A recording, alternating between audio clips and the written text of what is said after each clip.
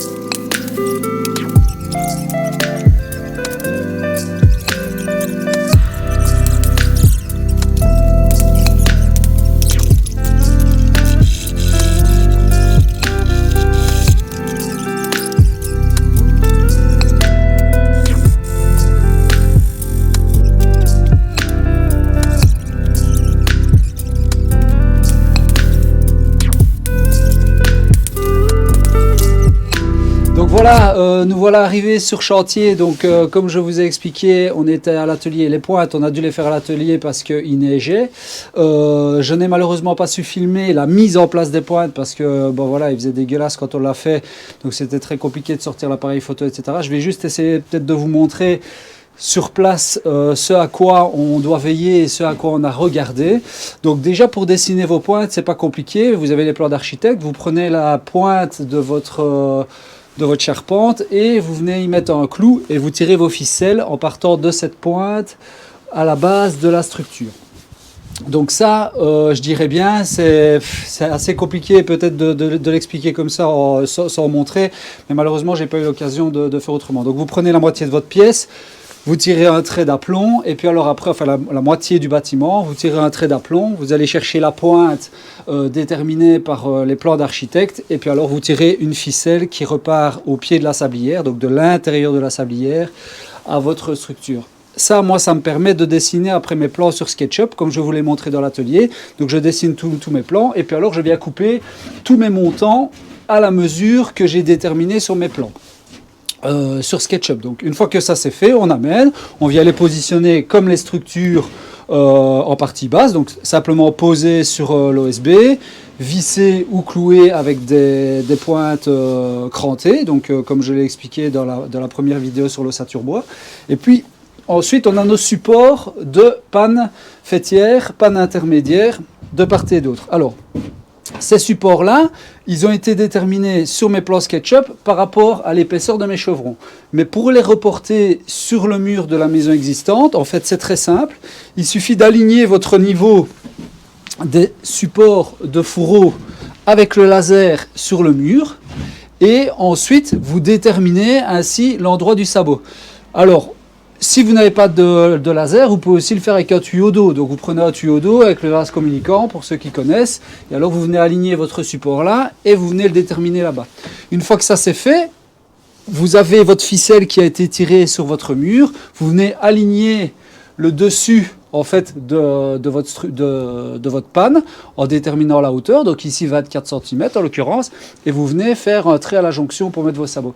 C'est peut-être pas facile comme ça de le comprendre, mais malheureusement je vous dis, j'ai pas su faire mieux pour les pointes. On refait un bâtiment dans le Brabant wallon dans le courant du mois d'avril. J'essaierai de faire un petit tuto ou en tout cas une petite explication concernant la charpente. J'ai pas su faire mieux, je suis désolé. Je peux aussi vous parler du délardement des pannes intermédiaires, pourquoi est-ce qu'on le fait, pourquoi est-ce qu'on ne le fait pas, est-ce que c'est utile ou pas utile, dans quel cas. Enfin voilà, donc ça c'était pour l'explication des pointes. Maintenant, on va faire la couverture, donc on est en train de mettre les panneaux Célite. Pareil, petite vidéo sur la mise en place. Voilà, merci.